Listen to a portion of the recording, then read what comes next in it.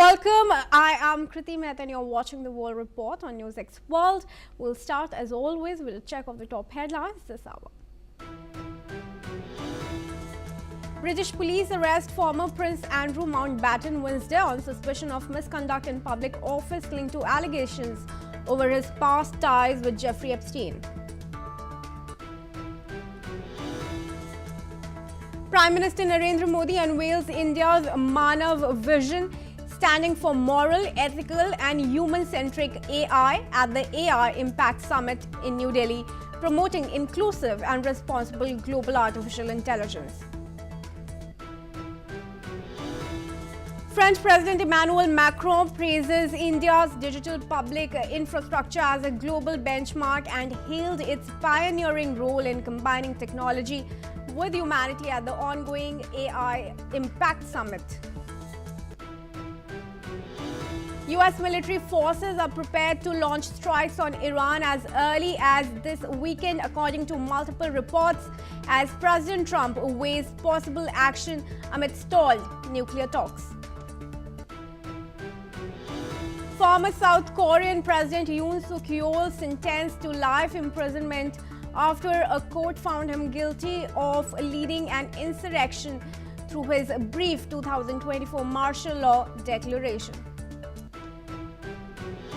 Microsoft co-founder Bill Gates pulled out of his keynote address at India's AI Impact Summit just hours before it was due, as his foundation cited the need to keep focus on the event's priorities amid fresh Epstein scrutiny.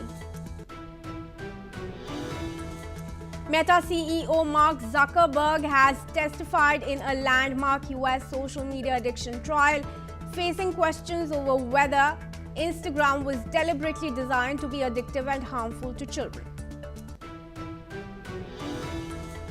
Bangladesh's new sports minister has signaled a quick reset in cricket ties with India following recent T20 World Cup tension after holding talks with Indian diplomats to resolve disputes through friendly dialogue.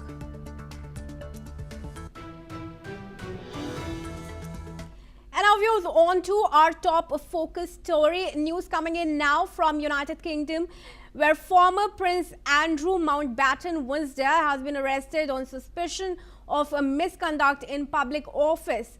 Details of the investigations have not been disclosed and no charges have been formally filed yet. Authorities are currently reviewing evidence, with further updates expected as the case progresses.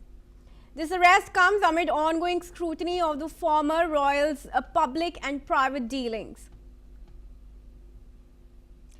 Peter Baum, editor at the Weekly Blitz, joins us now in this discussion from London. Peter, thanks very much for joining us.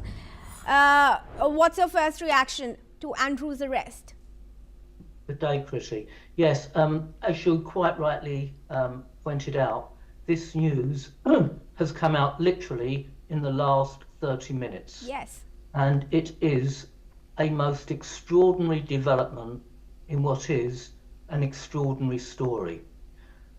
All the way through this process, the ex-Duke, the ex-Prince, has denied any wrongdoing, and to my knowledge, no charges have yet been made. So what has been, the suggestion is misconduct in public office. That could be something to do with his relationship with underage girls during his friendship with Epstein. It could be passing on sensitive information to people connected with Epstein. We've no idea at this moment in time what the charges actually relate to. And of course, in the UK, everyone is innocent until found guilty. So we we don't know what the charges are. However, there is one thing that is quite remarkable about this story, and that is he has no friends, irrespective of those who utterly support the royal family, whether you're on the government side or on the opposition side, or whichever part of the media you're from, left wing or right wing, it seems to me, as an independent political researcher, that this man is being gunned for by all sides. He is absolutely friendless. Even his family have cast him aside. This is a witch hunt like we've never seen before in history. Probably the only thing I can relate it to is to the trial of Dreyfus in France. Dreyfus, of course, was innocent. We don't know yet whether Prince Andrew Mountbatten Windsor is innocent, but I can assure you he is absolutely friendless from every aspect of the media and the political divide. But isn't it too late right now, Peter? It's been going on since decades, and how has he not been prosecuted up until now? Why is it taken for the Epstein files to be made public by the US Department of Justice for any action to be taken against the former prince? Because I believe it couldn't have been hidden for so long that the former prince was engaging in these kinds of shameful acts. Well, we don't. To be fair, and you have rules to abide by, I'm sure. We don't know what shameful acts he was engaged in. To the world at large, and I must admit, the news flow does seem very negative, but he has yet to be formally charged with anything criminal. All we have at the moment is media speculation. And also, don't forget, there are numerous people who were with Jeffrey Epstein on his island, who associated with him, who had emails with him, and they have yet to be charged too. So let's stand back a little bit and let's not accuse someone of being guilty until charges are brought, and if necessary, he is brought to trial. And the reason it's taken so long is, I would suggest, that there are numerous governments and government departments who actually don't want, or who had reasons to keep the Epstein files and emails secret. This goes on in political life, whether it's in America, the United Kingdom, or in Asia. So there's obviously been a cover-up. The files are being made public, but as you understand, names have been redacted. So these things do take time.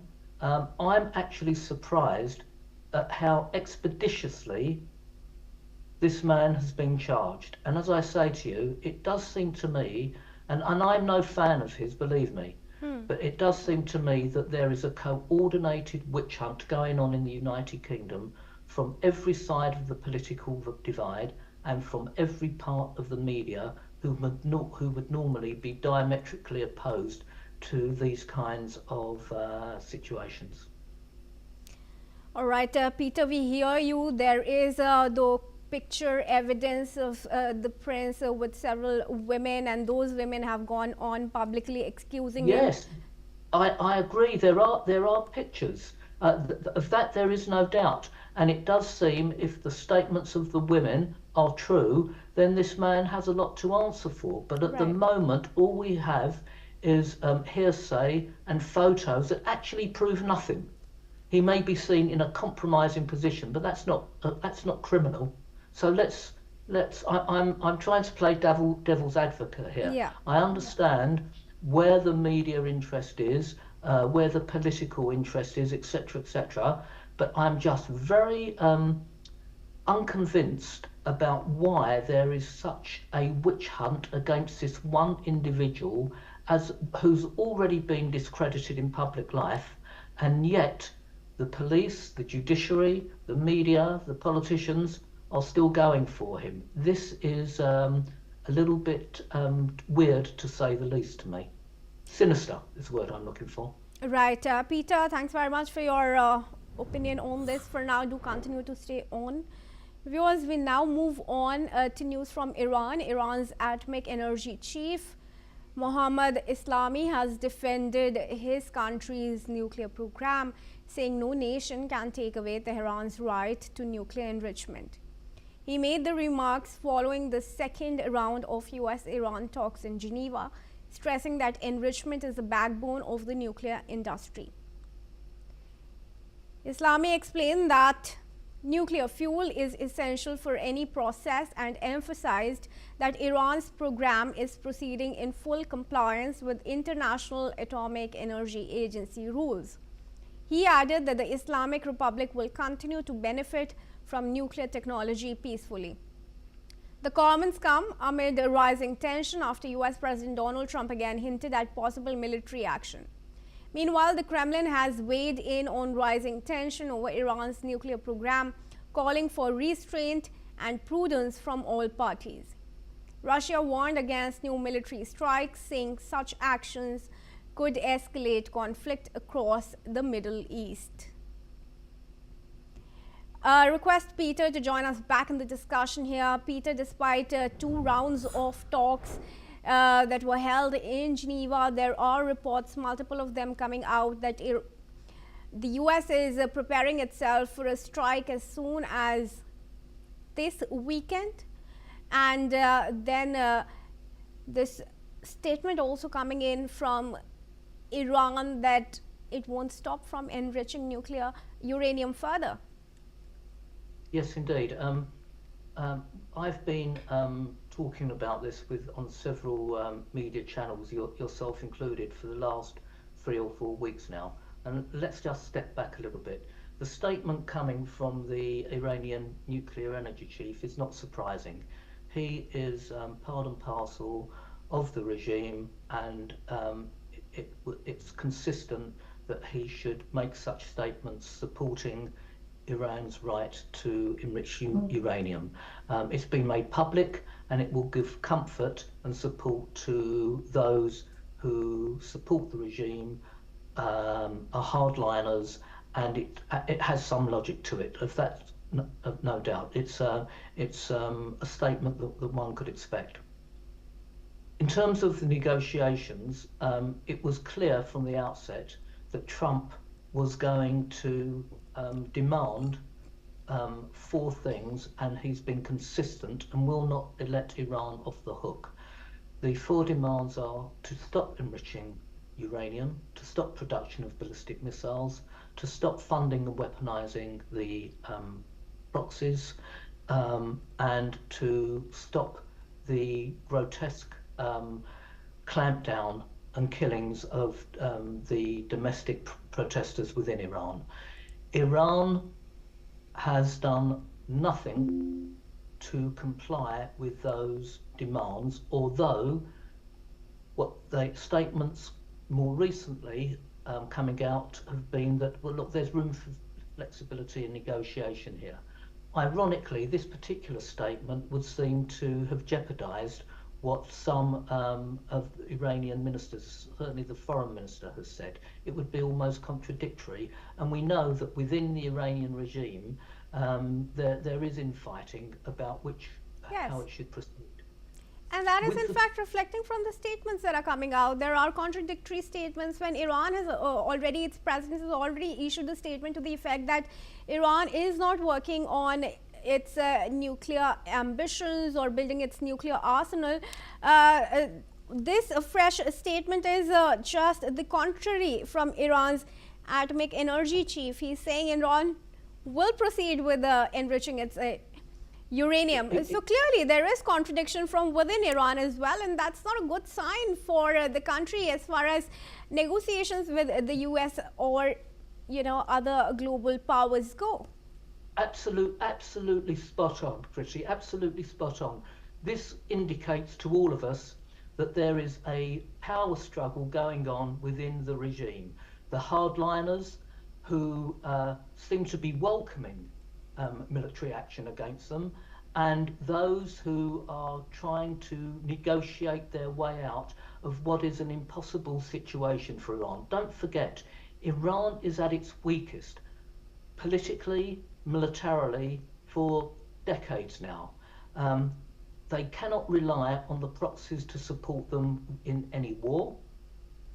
The domestic protests have actually gained momentum in the last 48 to 72 hours, which various media channels have managed to get footage of, and have seen buildings burned and protests in the streets, and those shouting death to Khamenei and death to the supreme leader. So within Iran itself there is a huge power struggle, and this statement that you've highlighted from the Iranian nuclear energy chief does seem inconsistent with some of the statements made by those in the Foreign Office. Right. Peter, once again, thanks very much for your comments, and I request you to stay on once again as we move ahead. Prime Minister Donald Tusk, viewers, has warned Polish citizens to leave Iran immediately, citing the risk of armed conflict and limited time for evacuation. Tusk urged, please leave Iran immediately and do not go to this country under any circumstances. The warning follows reports that the United States is closer to military conflict with Iran than generally perceived, with a large-scale campaign possibly starting soon. Polish authorities advised citizens to avoid travel to Iran and take immediate steps to depart the country. Let's in fact listen in to what Tusk had to say. Proszę natychmiast opuścić ci wszyscy, którzy jeszcze są w Iran i w żadnym wypadku nie wybierać się do tego kraju. Nie chcę nikogo tu straszyć jakimś możliwym rozwojem wydarzeń, ale wszyscy wiemy, o czym mówię. Możliwość już gorącego konfliktu jest bardzo, bardzo realna. All right, request Peter to join us back in the discussion here. Peter, Poland is only the latest country to make that advisory for its citizens. We've already seen countries, including India, who've evacuated their citizens from Iran.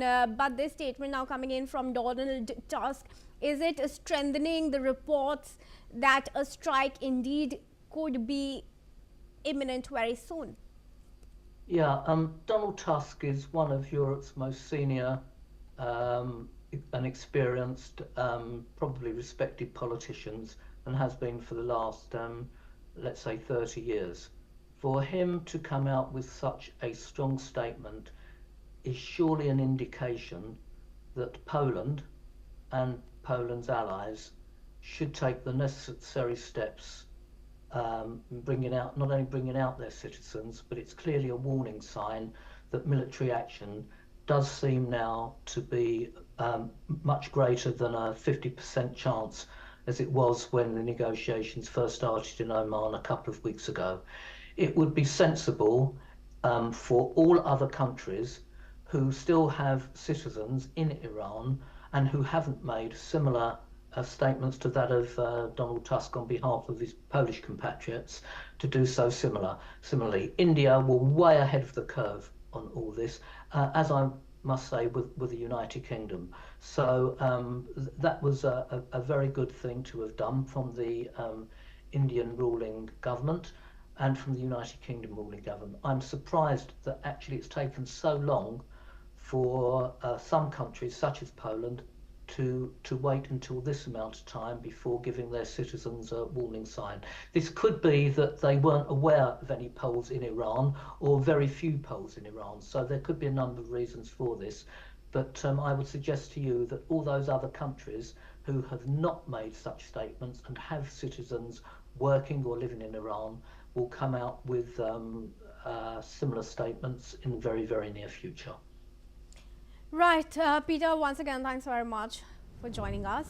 And we now move on to news from Seoul. Viewers, South Korea, former South Korean President Yoon Suk-yeol's lawyers have criticized the Seoul court, claiming it ignored evidence in sentencing Yoon to life imprisonment. The court found him guilty of masterminding an insurrection linked to his December 2024 attempt to declare martial law. Yoon Kap-kyun, one of Yoon's lawyers, questioned whether the dozens of hearings held over the past year were merely procedural formalities.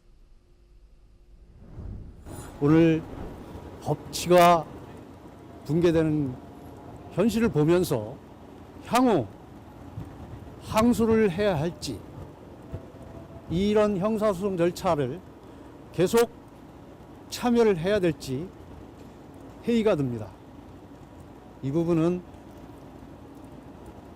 대통령과도 상의를 드리고 변호인들끼리도 논의를 해봐야 될 것 같습니다.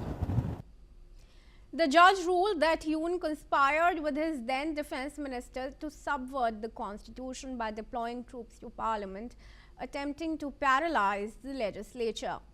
Under South Korean law, masterminding an insurrection carries a maximum sentence of the death penalty or life imprisonment. Prosecutors had sought the death penalty in this high-profile case. Anti-Yoon protesters responded with disappointment, saying the verdict fell short of expectations and hoping the death penalty will be imposed in appeals. Let's in fact listen in to one such protester. 저희는 당연히 사형이 나올 줄 알았는데 무기징역이 나와서 굉장히 아쉽고요. 사실 이거는 2심, 3심에 가서 반드시 사형이 나올 수 있었으면 좋겠습니다. 범죄 경력이 없기 때문에 감형을 해서 무기징역을 줬다는 거는 국민의 한 사람으로서 도저히 용납이 안 돼요.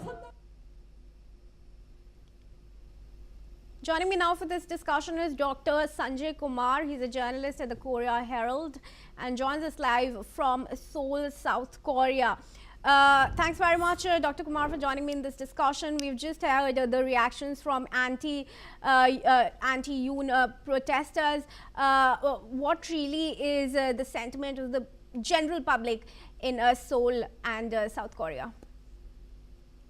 It is sentiments of the majority here, especially the public sentiment, is very much against Yoon, and frankly, majority wants to forget this episode. I mean, they consider this entire incident as a dark history in the democracy of South Korea. But there is a very intense political polarization here, and those people who are politically aligned or at least passively aligned, they are demanding either complete, death penalty or more severe, punishment. But on the other side, the Yoon legal team and the sympathizers of Yoon, they are considering the entire judicial process like as politically biased. I mean, they also have a argument if you would like to listen. All right, sure. What evidence was really provided that handed him the maximum sentence, which was of life imprisonment? Kriti, it was very comprehensive. If you see the trials that he had been facing before also, but this ruling has come on the basis of this insurrection. He was found guilty in the case of insurrection, and that is why one of the protesters, the lady that NewsX was just showing right now on the screen, yeah, she was saying that for this insurrection, how can death penalty is not given? So he must not be forgiven, because the insurrection that former President Yoon was involved in would have caused death of thousands of people, and it was undermining of the entire constitution of Korea. So, this is the majority of the people who are like anti-Yoon, or you can say that politically aligned with the Democratic Party are saying. But on the other side, as I was trying to mention, if you allow me, the legal team of former President Yoon, they are saying that if justice is done, then it should be visible also. So it is important to do justice, but it is also to show that justice is happening is equally important. And they are saying that because of public pressure, because of Democratic Party pressure, and because of the sentiments of the people that time, because people were very angry. So they are saying that this all aspects and the judicial processes have made this justice not being completely acceptable by the legal team, and that is making a kind of a difference of opinion. And I'm sure that they are going to once again, I mean, in defense, they are going to appeal for this ruling. But yes, the sentiments here is like common sentiment is that everybody want to forget this entire episode, and they want to focus on their everyday life, because since last 443 days these kind of polarizations, debates, media debates, public polarizations were happening, and people were tired of listening to this constitutional terminologies and and seeing the legal procedures of many trials and rulings. All right, thanks very much, Sanjay, for joining me here in this discussion. And we now proceed. Viewers, Russian President Vladimir Putin has met with Cuban Foreign Minister Bruno Rodriguez on Wednesday in the Kremlin. Putin called the new restrictions on Cuba unacceptable and made it clear that Russia does not recognize or accept these measures. A senior Russian diplomat said Moscow will provide aid to Havana, including material support to help Cuba navigate US pressure and restrictive oil measures. The Kremlin also highlighted that Russia-Cuba relations are continuing on a positive track. In a separate meeting, Russian Foreign Minister Sergei Lavrov told his Cuban counterpart that Washington should avoid a full naval blockade and pursue negotiations instead. The Kremlin spokesman Dmitry Peskov also confirmed that Moscow did not raise the Cuba issue with Washington. And scores of people have been killed in suspected jihadi attacks in northwestern Nigeria, according to police. Armed assailants stormed several villages, opening fire on residents and setting homes ablaze. Security agencies say operations are underway to track down the attackers and prevent further violence. Authorities have condemned the assaults, warning that the ongoing insurgency continues to pose a serious threat to civilians in the region. Police say the situation remains tense, with residents urged to stay vigilant as security forces maintain an increased presence across affected areas. And that's all we have time for. Keep watching NewsX World for more news updates from around the world.